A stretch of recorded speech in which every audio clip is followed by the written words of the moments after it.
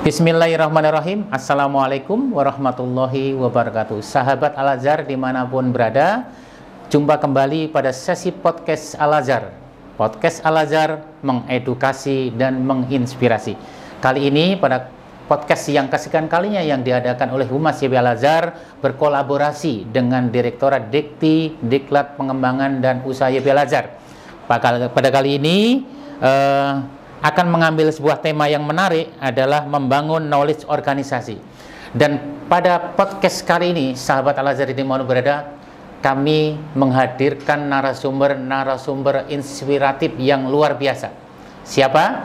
Pada kali ini alhamdulillah hadir di tengah-tengah kita, bersama kita adalah Bapak Profesor Dr. Insinyur Asep Saifuddin MSc.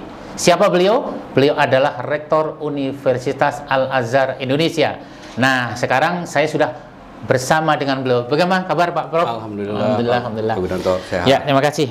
Saya Gunanto dari Direktorat Diklat, Dikti dan Pengembangan Usaha hari ini akan memandu ya dengan tema yang tadi saya sebutkan. Dan kita sebelum mulai, mari kita berdoa. Pertama kepada kita semua, yang kedua kita doakan kepada Bapak Profesor Asep Saifuddin MSc, semoga beliau senantiasa dalam keadaan sehat walafiat dan terus menginspirasi kepada kita semua. Pak Prof, sehat selalu Pak Prof ya. Masya Allah, di dalam kesiapan ini, mohon maaf ini mengganggu waktu Bapak di antara kesiapan ya. Baik Pak Prof, pada kali ini kita akan mengambil sebuah tema yang melengkapi khasanah podcast sebelumnya Pak Prof, yaitu tentang membangun knowledge organisasi. Nah Pak Prof, menurut Bapak nih yang sudah sekian tahun berpengalaman di dunia organisasi, terutama di pendidikan tinggi ya Pak Prof ya, bagaimana paparan Pak Prof tentang knowledge sebagai sebuah aset organisasi Pak Prof? Oke, terima kasih. Pertama tentunya saya mengucapkan terima kasih atas doanya ya. Semoga kita semuanya berada dalam keadaan sehat walafiat dan senantiasa berada di dalam lindungan Allah. Mengenai knowledge organization, itu sebenarnya merupakan turunan dari knowledge management dan nantinya dikaitkan dengan bagaimana ciri-ciri di sebuah organisasi itu yang berkaitan dengan pengetahuan, kemudian juga rasionalitas berpikir, dan kebiasaan kita melakukan respect terhadap pendapat yang berbeda. Nah, sekarang di Indonesia itu walaupun ada sekolah, ada perguruan tinggi, saya melihat knowledge organization ini tidak terlalu berkembang. Mengapa? Karena kita masih menjagokan primadonanya masih di politik ya. Padahal sebenarnya negara ingin maju kan menjadi knowledge society juga, knowledge country. Memang seharusnya dimanapun negara ingin maju itu basisnya adalah knowledge. Jadi knowledge country pun adalah knowledge. Bagaimana agar ini bisa menginspirasi negara? Tentunya society kita, khususnya di Al-Azhar yang dari TK sampai perguruan tinggi, harus menjadi model knowledge society, dalam hal ini knowledge organization. Ya ini orang-orang yang memang penuh cara berpikirnya itu betul-betul rasional dan menghormati perbedaan yang itu juga menjadi kemajuan dari organisasi itu. Karena apa? Karena kemajuan sekarang, terutama dengan perkembangan sains dan teknologi, Pak Gunanto, itu luar biasa knowledge society itu. Siapa yang menikmati ya negara-negara maju? Mengapa negara-negara maju itu kuat? Karena knowledge-nya kuat. Siapa yang menggerakkan knowledge-nya kuat? Ya SDM. Jadi knowledge society itu tergantung SDM. SDM tergantung pendidikan. Nah, kalau negara pendidikannya lemah, jangan mengharap negara itu maju. Nah, untuk itu marilah kita sama-sama Al-Azhar menjadi model knowledge society yang nantinya menginspirasi negara, sehingga negara menjadi knowledge country, knowledge state, suatu negara yang berbasis pada pengetahuan. Sehingga ekonominya pun disebut knowledge economy. Ya, di dalamnya memang ada innovation, ada inovasi. Dan pada saat knowledge innovation yang menginspirasi ekonomi, maka akan tumbuhlah ekonomi negara itu. Apalagi Indonesia yang kita tahu sumber daya alamnya luar biasa. Nah, knowledge society, knowledge organisasi tidak berarti menghilangkan sumber daya alam. Ya. Justru Ya. hikmah, nikmat yang kita diberikan Allah, ada sumber daya alam yang sangat kaya, itu dijadikan sumber untuk membangun ekonomi yang disebut knowledge economy dari sumber daya alam itu. Ya, itulah sebenarnya saya menganggap bahwa knowledge organisasi itu sangat-sangat penting. Masya Allah.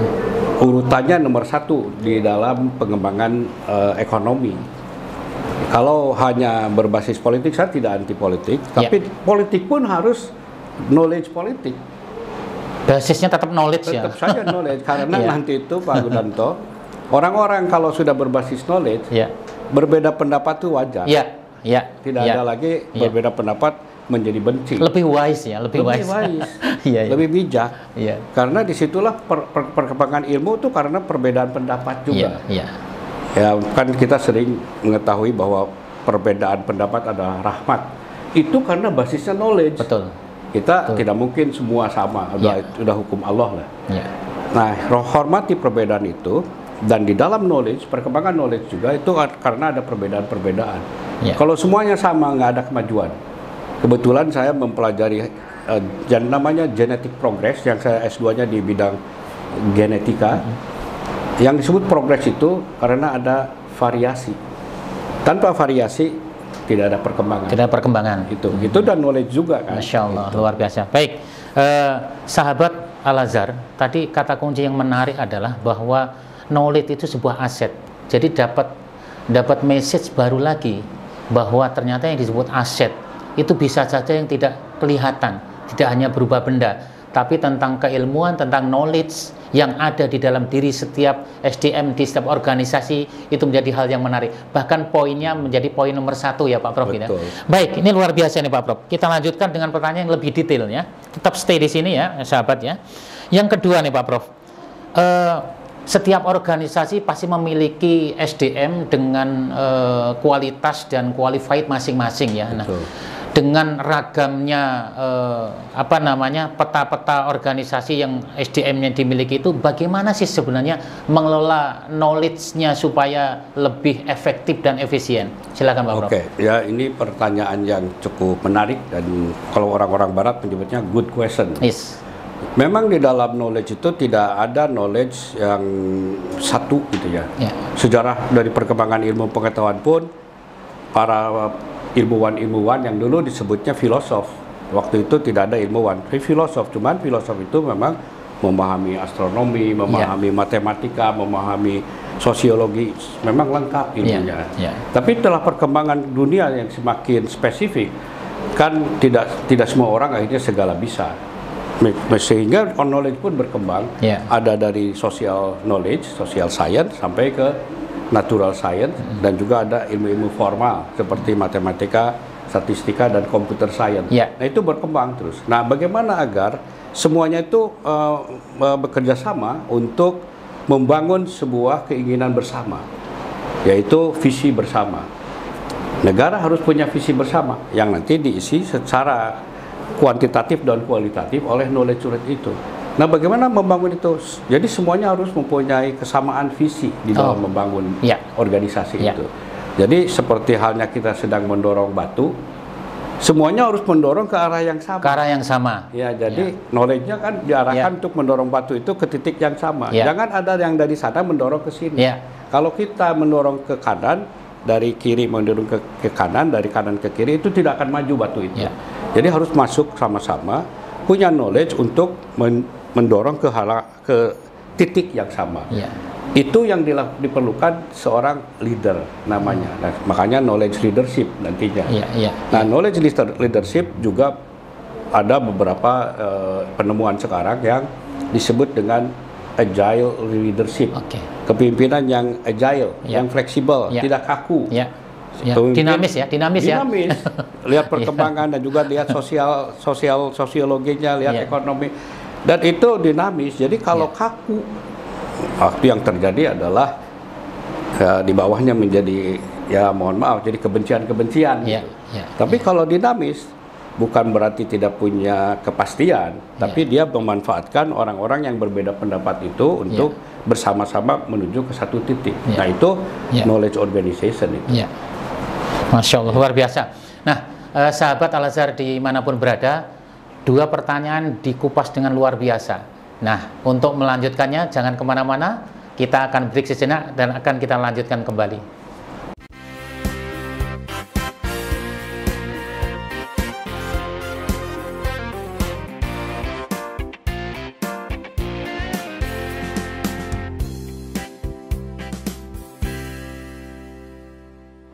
Ya, alhamdulillah. Terima kasih sudah setia menunggu kami berdua. Baik, Pak Prof, kita lanjutkan dengan pertanyaan selanjutnya, Pak Prof ya. Luar biasa tentang knowledge ya, sesuatu yang tidak terlihat tapi dahsyat efeknya pada kita semua. Nah, Pak Prof, tentunya supaya knowledge ini terbangun dengan baik ya, Pak Prof ya. Tentunya perlu tahapan-tahapan atau prosedur. Nah, boleh Pak Prof menceritakan kami dan kepada sahabat kami Al-Azhar di seluruh Indonesia, kira-kira langkah dan tahapan seperti apa yang memudah untuk membangun knowledge itu? Oke, memang ada tahapan yang bersifat knowledge keras atau hard science, atau ada soft science. Ada yang disebut juga soft skill dan hard skill. Nah, untuk membangun knowledge organization, awal-awalnya diperlukan soft skill. Apa itu? Karakter dari manusia. Itu mengawali dulu ya, soft itu duluan ya? Justru karakter. Oh, Masya Allah. Soft skill itu banyaknya di karakter. Masya Allah, siap. Seperti misalnya karakter disiplin, karakter ingin maju, karakter kerja keras, karakter mencintai pekerjaan. Itu adalah cikal bakal dari majunya sebuah knowledge, apapun knowledge-nya nanti. Karena seseorang mempunyai karakter ingin maju dan karakter mencintai pekerjaan, maka dia selalu mencari yang terbaik gitu ya. Itu tahapan awalnya. Kalau dikaitkan dengan pendidikan, di TK, SD, SMP itu dikuatkan dengan karakter kemanusiaannya dulu. Ya, karakter disiplin, karakter kerja keras, dan juga termasuk karakter welas asih atau compassion. Compassion itu kita memahami orang lain, empati kepada orang lain, kita mau menolong orang lain. Dan kalau sudah itu, dan dia masuk ke dalam knowledge, dia paham bahwa knowledge itu diperlukan untuk sebuah sistem berjalan secara teratur dan sistematis ya. Kan sebaik-baiknya orang kalau tidak punya knowledge, akhirnya tidak tahu caranya. Nah, masuklah ke hard skill-nya atau ke hard science-nya atau ke ilmu-ilmu yang lebih terstruktur. Nah, itu saya pikir baru di SMA. Di perguruan tinggi dengan kekuatan karakter dari awal sudah jadi, sudah terbangun ya dari bawah ya, sejak SMA. Di perguruan tinggi itu sebenarnya tinggal membangun knowledge yang sifatnya terukur itu, yang bisa membuat sebuah organisasi menjadi teratur, terstruktur. Karena sifat-sifat ingin majunya sudah ada. Ini adalah alat. Ada embrionya sudah muncul masalahnya, Pak. Embrio itu yang muncul. Makanya ada di negara-negara yang maju ya. Termasuk negara maju sekarang itu di timur ya, seperti di Asia Timur, di Korea gitu. Ada suatu pemikiran bahwa membangun karakter termasuk disiplin, cara ngantri gitu, itu perlu 8 tahun. Jadi terus-terusan Pak, sampai untuk menjadi sebuah habit. Menjadi habit itu 8 tahun. Tetapi membangun ilmu matematika dasar cukup 8 bulan. Siap. Jadi memang lebih penting yang softnya. Jangan dibalik. Matematika yang dulu diperkuat, kelakuannya nggak beres. Betul. Dibaliknya harusnya adalah matematika nanti aja ikut. Karena saya kalau sudah ngerti bahwa ini perlu matematika, dia akan kejar itu. Perlu fisika, dia akan kejar. Perlu IT, dia akan kejar. Karena dia sudah punya keinginan ke situ. Tapi kalau tidak, langsung dipaksakan dengan yang berat-berat, maka manusia menjadi berat, bisa saja pintar, tetapi destruktif. Misalnya pintar untuk, mohon maaf, ngebunuh orang, untuk peperangan, kan itu tidak bagus. Kan kita kan rahmatan lil alamin. Islam ini kan rahmatan lil alamin. Jadi kalau rahmatan lil alamin, knowledge-nya pun untuk rahmatan lil alamin. Jadi kita harus punya misi semuanya kepada hal yang lebih pada rahmatan lil alamin. Yaitu yang disebut imaterial. Kalau yang bawahnya lagi, yang material, yang bisa diukur. Wah, aku kaya, aku punya uang banyak. Itu material. Ya. Nah, kalau misi kita ke material, bisa saja kita kaya, tapi lupa alamnya itu rusak, ya. Masyarakatnya rusak. Ya. Itu tidak knowledge yang bermanfaat. Ya. Mungkin knowledge juga yang dipakai, tapi tidak knowledge yang bermanfaat. Ya, kita sebagai umat Islam harus selalu berpikir keberadaan kita ini adalah demi kemaslahatan di masyarakat di mana kita berada dan alam sekitar. Jadi kalau saya sekarang lagi membentuk pusat studi di Al-Azhar University Indonesia ini, pusat studinya adalah Islamic Sustainable Development and Civilization. Perkembangan sustainable development yang berbasis pada nilai-nilai keislaman. Apa itu nilai-nilai keislaman? Yaitu yang memang diajarkan dari melalui Al-Quran, Al-Hadis, dan penemu-penemu para ilmuwan. Tetapi keinginannya adalah rahmatan lil alamin. Nah, step-stepnya kayak tadi. Jadi jangan salah langkah, jangan terburu-buru loncat kepada yang hardnya, yang keras, yang hardnya, tapi melupakan yang soft. Padahal yang soft itu yang lebih penting. Fondasinya ya. Fondasi yang membuat si hard itu jadi maju. Masya Allah, luar biasa. Nih sahabat Al-Azhar di Indonesia, luar biasa. Satu kata kunci dari pertanyaan ketiga, bahwa yang soft itu ternyata lebih utama daripada yang hard. Jadi fondasi untuk mengantarkan knowledge terbangun ternyata soft dulu. Maka SDM yang handal adalah yang softnya terjaga terlebih dahulu, baru naik level kepada yang hard.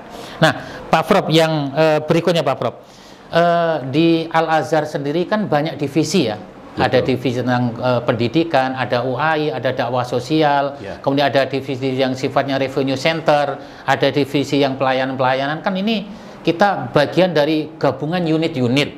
Nah, menurut pandangan Pak Prof, dengan berbagai tupoksinya masing-masing, bagaimana mewujudkan itu supaya mereka bersinergi, knowledge-nya terbangun, tetapi tidak merusak tupoksi di antara mereka nih Pak Prof, punya pengalaman. Pembuatan unit-unit itu semuanya knowledge organization. Di dalam knowledge organization itu ada unit-unit. Bagaimana agar sebuah organisasi maju, memberikan manfaat sebesar-besarnya bagi organisasi itu. Jadi bukan bagi unit saya. Jadi untuk itu harus disadarkan kepada para unit-unit, objektif besarnya adalah kemajuan Al-Azhar. Al-Azharnya. Baik di universitasnya ataupun di unit-unit lainnya. Yang dilihat adalah Al-Azhar. Karena dengan demikian, maka apa sumbangsi unit itu terhadap Al-Azhar? Ada yang di sosial, ada yang di pendidikan, ada yang di income generator. Tadi income generator itu sangat perlu. Mengapa? Karena yang sosial dan pendidikan mungkin kalaupun ada uang untuk self financing aja, self sufficiency untuk kebutuhan sendiri-sendiri, tidak bisa menambahkan kepada yang lain. Sedangkan di income generator sebaliknya, dia mengembangkan sesuatu untuk memberikan kontribusi kepada unit-unit yang disebut cost center kan. Yang dikembangkannya adalah knowledge juga. Misalnya kita harus sudah menemukan sebuah, kalau di saya kan membuat sebuah varietas jagung, yang jagungnya varietas Al-Azhar, yang memang resisten terhadap penyakit, produktivitasnya tinggi. Jadi income generator berbasis komoditas jagung. Kebutuhan jagung di Indonesia, kita bisa lihat, katakan 1 juta ton aja, ya. Kalau kita punya katakan 10% aja ya, jadi 1 juta ton, 10%-nya menjadi 1.000, ya 100.000, kilogram, kuintal. Kalau 1 kilonya untungnya 10.000 aja, dikalikan aja lah, 30 miliar dapat pasarnya. Itu yang diberikan kepada unit-unit yang tadi yang memang memerlukan pemikiran yang lebih besar, tapi jangan terlalu terbebani oleh keuangan, terbebani oleh materi gitu. Ini yang dikembangkan untuk income generatornya. Nah, si income generator tuh jangan merasa sok sendiri, gua yang nyari uang untuk gua. Enggak. Kita mencari uang untuk kemaslahatan seluruh unit, bahkan seluruh cita-cita Al-Azhar yang berdampak positif kepada masyarakat Indonesia. Jadi intinya nggak boleh ego sektoral ya? Nggak boleh. Kalau udah ego sektoral itu akan terjadi saling sikut. Mengapa? Saya yang paling penting. Paling penting, paling berjasa. Iya, itu kan bagian dari sebenarnya ego sektoral itu sebenarnya bagian dari self oriented kepada diri sendiri, egosentris. Egosentris itu bagian dari, mohon maaf, penyakit sebenarnya. Penyakit. Jadi itu yang harus dikurangi. Penyakit organisasi. Penyakit pribadi yang masuk ke organisasi secara kumulatif. Nah, untuk itu penyakit pribadi ego yang terlalu berlebihan bukan berarti akan hilang ego itu, tidak. Karena memang knowledge pun ada egonya. Cuman jangan sampai ego mengalahkan cita-cita besar. Ya, unit-unit pun harus disadarkan ke situ.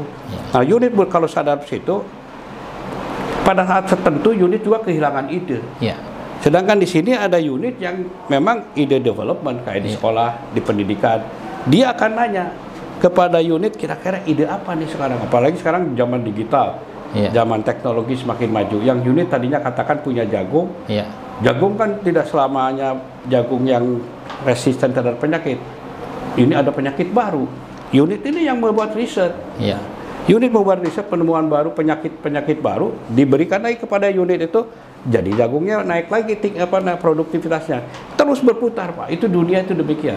Nah, kalau ini masing-masing tercompang-camping, yang terjadi adalah ketidakmajuan. Nah, itu akibat dari ego sektoral.